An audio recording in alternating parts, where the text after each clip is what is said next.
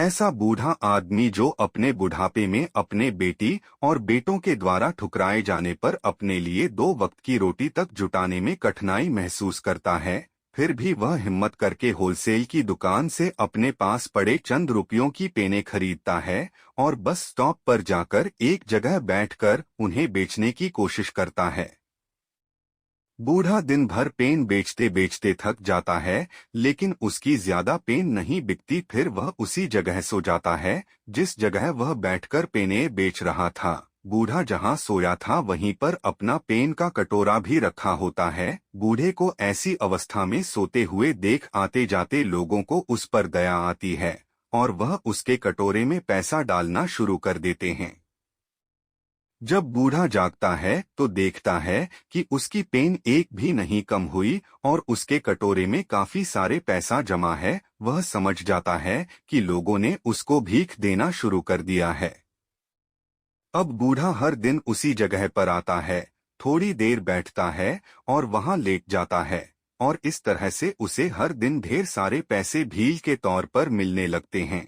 कई दिन बीतने के बाद जब बूढ़ा उसी जगह अपने उसी कटोरे में पेन रखकर बिना कुछ बोले बैठा होता है, तब एक यंग बिजनेसमैन उसको देखकर उसके कटोरे में 50 रुपए डालता है और अपने बस में बैठ जाता है। कुछ सेकंड बाद उस बिजनेसमैन को क्या सूझता है पता नहीं कि वह बस से नीचे उतरता है, उस बूढ़े के पास आता है, उस कटोरे से कुछ पेन उठाता है और उसे कहता है कि इस पेन की कुछ कीमत है और मैं आपको कीमत देकर यह पेन ले रहा हूँ। आखिर आप भी एक बिजनेसमैन है और मैं भी। इतना कहकर वह फिर से अपने बस में बैठ जाता है और बस वहां से चली जाती है।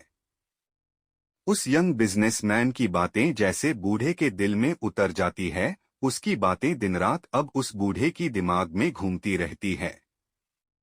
2 साल बीत जाते हैं। एक दिन वह यंग बिजनेसमैन एक जगह पर उस बूढ़े को दिखता है। बूढ़ा आदमी उसके पास जाता है और उसे कहता है, आपने मुझे पहचाना?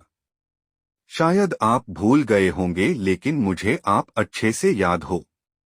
बिजनेसमैन कहता है, आपके याद दिलाने पर मुझे थोड़ा थोड़ा याद आ रहा है। शायद आप वही बूढ़े आदमी हैं जो कभी उस बस स्टॉप पर बैठकर भीख मांगा करते थे, लेकिन आज तो आपका अंदाज ही कुछ बदला हुआ है।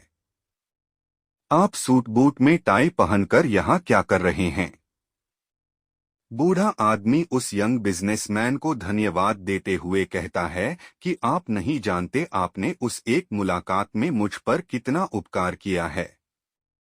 यंग बिजनेसमैन को कुछ समझ में नहीं आता क्योंकि उसके हिसाब से उसने ऐसा कोई भी काम नहीं किया था जिसके लिए उसे धन्यवाद दिया जाए। बूढ़ा आगे बताते हुए कहता है, मैं आपको पूरी बात बताता हूँ।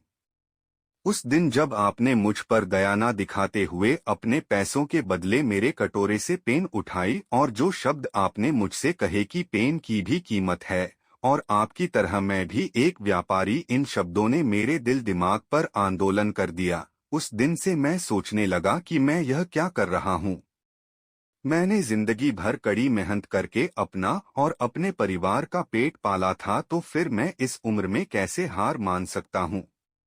मैं उस दिन तुरंत उठा, मैंने घूम घूम कर सारी पेन बेच दी और अगले दिन से मैंने पेन के साथ कॉपी और बुक्स भी बेचना शुरू कर दी। मैंने शुरू के 6 महीने काफी मेहनत की और अपने बेचने की चीजें बढ़ाता गया और सिर्फ 6 महीने में मैंने स्टेशनरी की दुकान डाल दी। मेरे अंदर जो मेहनत करने की लगन आपने पैदा की थी उसकी बस से मैं इतने पर ही नहीं रुका। मैं स्टेशनरी में भी काफी मेहनत करता था और मैंने कई सारी स्टेशनरियां खोल ली और आज मैं शहर का सबसे बड़ा स्टेशनरी का थोक व्यापारी हूं। उस यंग बिजनेसमैन को उस बूढ़े आदमी की सफलता देखकर बहुत खुशी हुई। उसने बूढ़े आदमी को गले से लगा लिया और उसे कॉन्ग्रेचुलेशन कहा। दोस्तों, दुनिया क्या सोचती है इससे कुछ भी फर्क नहीं पड़ता है। फर्क पड़ता है आप अपने बारे में क्या सोचते हो। अगर आप अपने आप को कमजोर मानते हो, आप सोचते हो कि आप कमजोर हो, तो आप कमजोर हो जाते हो। अगर आप अपने आप को ताकतवर और सक्षम मानते हो, तो आपको सक्षम होने से, सफल होने से दुनिया की कोई भी ताकत नहीं रोक पाती है।